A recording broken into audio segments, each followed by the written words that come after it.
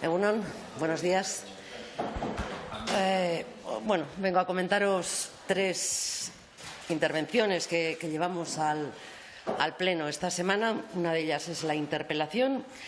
En las últimas semanas, la Comisión Europea ha anunciado que va a retomar las medidas de ajuste fiscales, las reglas fiscales para controlar el gasto público y la deuda.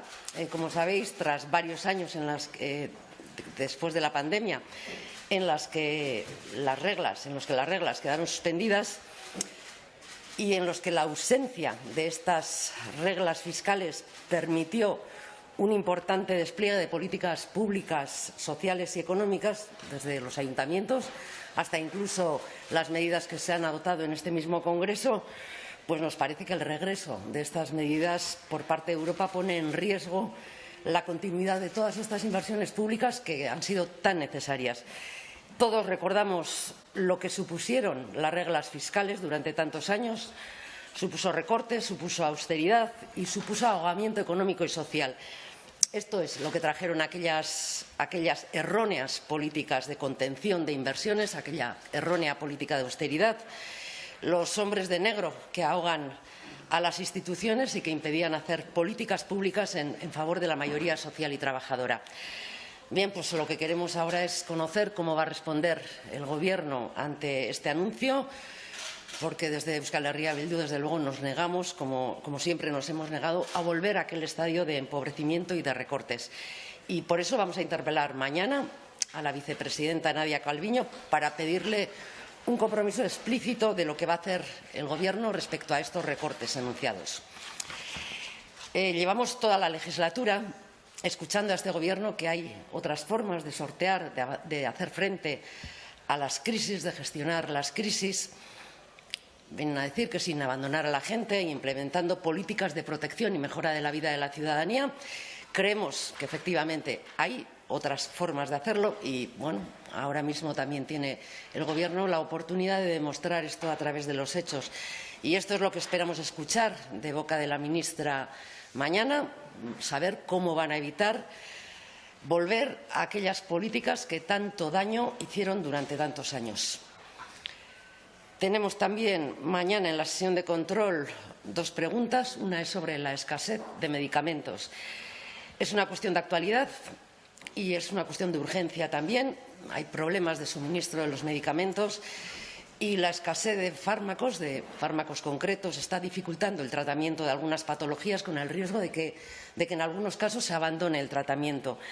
Recientemente han sido 19 países de la Unión Europea que han propuesto crear un plan contra la falta de fármacos y, según los últimos datos de la Agencia Española de Medicamentos y Productos Sanitarios, hay dificultades de suministro en más de 650 productos, casi el 3,5% de los medicamentos registrados.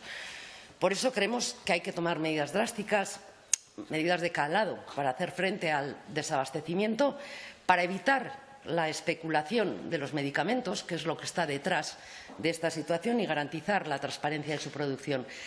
Y hay que hacerlo tanto a nivel europeo como a nivel estatal. No podemos permitir que los grandes laboratorios y las cadenas de distribución se escuden en situaciones dramáticas como puede ser la guerra de Ucrania o la pandemia y que se aprovechen de esta escasez mientras sus beneficios siguen estando en primera línea y siguen creciendo sin freno. La segunda pregunta que haremos mañana en la sesión de control se la haremos al ministro de Universidades por los motivos, y le preguntaremos por los motivos por los que pretende diluir el carácter específico de la carrera de Filología Vasca en otros ámbitos de conocimiento.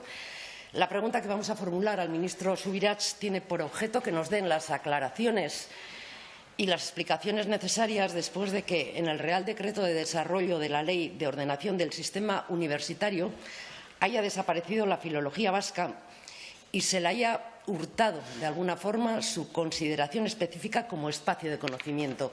Esto es importante, entre otros extremos, porque este listado que trae el Real Decreto es el que fija los ámbitos de conocimiento que permiten describir las plazas a las que se tiene que presentar el profesorado que aspira a un puesto laboral. Y entre esos 42 ámbitos de conocimiento que se mencionan expresamente en el texto y al que deben adscribirse los puestos de trabajo, no está la filología vasca, como tampoco está la filología catalana o la gallega, que sí eran reconocidas hasta ahora. Solo aparecen lenguas modernas y sus literaturas y filologías hispánica, clásica y del mundo antiguo.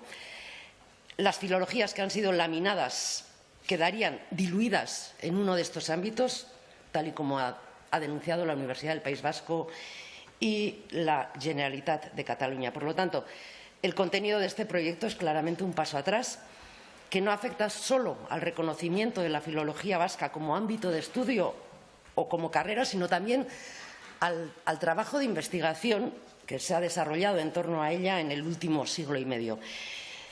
Estamos en contacto con el Ministerio de Universidades para buscar una solución a esta cuestión y confiamos en que el ministro Subirats mañana nos dé una respuesta satisfactoria al respecto.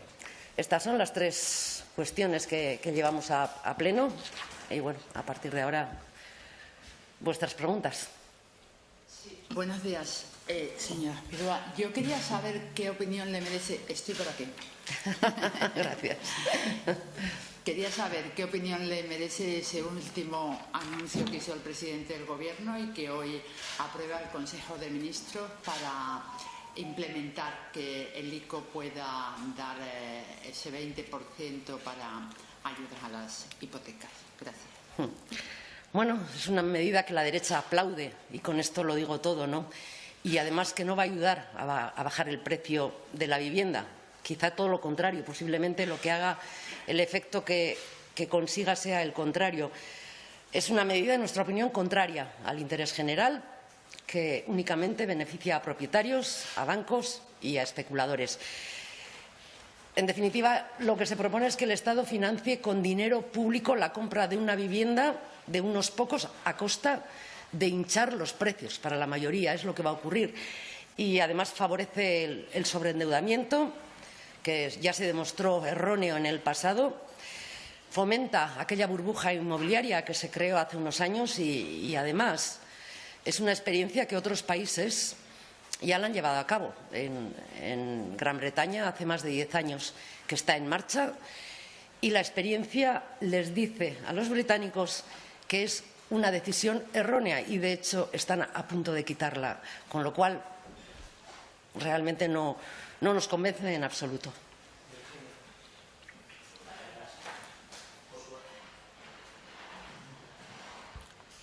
Hola, buenos días. Portavoz. Quería preguntarle por el programa de estabilidad que ha mandado el Gobierno a Bruselas. En ese programa de estabilidad reconoce el Gobierno que buena parte de la inflación de los alimentos no se debe tanto a los márgenes empresariales, sino a factores externos, sobre todo energéticos y relacionados con la guerra. Quería plantearles si desde su formación van a plantear al Gobierno algún tipo de medida más allá para intentar controlar el precio de los alimentos, dado que esa inflación en la cesta de la compra procede de otros factores. Gracias. Sí, es un problema al que hay que darle respuesta. Y realmente no es fácil hacerlo, pero las complicaciones están para superarlas. El tema de la alimentación es un tema básico para la ciudadanía. Y creo que lo que hay que hacer no es la contención de gasto ni las reglas de gasto, como se están planteando.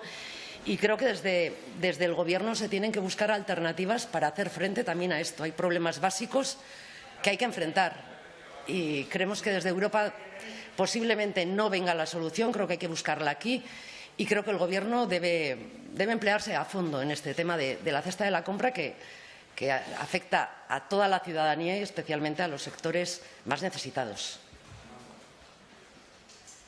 Buenos días. Yo quería preguntarle por un tema diferente.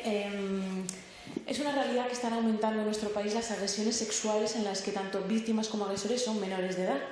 Quería saber si están preocupados por esto, qué creen que hay detrás. Y ayer precisamente aquí en el Congreso el Partido Popular celebró unas jornadas sobre el acceso de Internet en menores de edad y ponían el foco en que hay que controlar, que las empresas tienen que colaborar para controlar que los menores de edad no puedan acceder a ciertos contenidos. Yo quería saber si creen que esto es el foco del problema o si quizás habría que incluir la educación sexual en los currículos educativos y desde qué edad. Gracias. Creo que el foco es la educación y creo que deberíamos todos y todas tomarlo en serio porque realmente es una cuestión que claro que nos preocupa y que sin educación no se va a solucionar nunca. Se pueden tomar muchísimas medidas, pero la educación es la base y efectivamente en Internet puede haber más riesgos porque está al alcance de la mano de no ya solo de los adolescentes, sino de las niñas y de los niños. Y creo que es básico que en los centros de estudio la educación sexual sea uno de los pilares fundamentales para poder hacer frente a todo esto. Es un problema social y desde ese ámbito es desde donde tenemos que poner el foco y donde hay que poner todas las energías necesarias para dar la vuelta a esta situación. Bueno, primero una pregunta sobre unas declaraciones que ha hecho hoy Andoni Ortúzar sobre la ley de vivienda. Dice que es una de las agresiones competenciales más serias de los últimos 40 años desde el punto de vista nacional y sigue pidiendo explicaciones a EH Bildu por apoyar. En este caso, ¿priman más las competencias o intervenir el mercado? Eta gero, euskeraz beste galdera bat, posible bada? Gaur ministroen kontseiluak ikorena balakon hartuko ditu, gazteentzat hipoteka ordaintzen laguntzeko. Ze iritzi duzue neurri honen inguruan eta bide batez ze iruditzen zaizue Pedro Sánchezek mitinetan egitea iragarpen hauek? Eskerrik asko. Eskerrik asko. Respecto a la primera pregunta, bueno, a ver, explicación por explicación, le diría a Andoni Ortúzar. Quizás son ellos, posiblemente y probablemente son ellos quienes tienen que dar las explicaciones pertinentes de por qué invade competencia esta ley de vivienda. Lo hemos dicho muchísimas veces, lo hemos explicado por activa y por pasiva, pero bueno, parece que repetir las falsedades pues da ventajas a quien lo hace. Nosotros no lo vamos a hacer. La ley de vivienda no invade competencias, es una ley habilitante que da oportunidades a las comunidades autónomas y a los ayuntamientos para poder desarrollar las políticas públicas en favor de una vivienda digna y del derecho y de que la vivienda sea considerada como un derecho. Eso es lo que hay. Pueden repetirlo hasta la saciedad, pero haría mejor en decir exactamente dónde invade competencias porque todavía no lo han hecho. Son excusas que únicamente quieren tapar lo que no se atreven a decir, al parecer, que es que no están de acuerdo con esta ley. Simplemente se opusieron en su día a la ley de vivienda en el Parlamento Vasco y lo que venían a decir entonces era que se necesitaba un mecanismo estatal que diese cuerpo a poder posibilitar estas políticas de vivienda. Ahora que lo tienen, resulta que tampoco vale. Pues, en fin, ya está, con eso está todo dicho.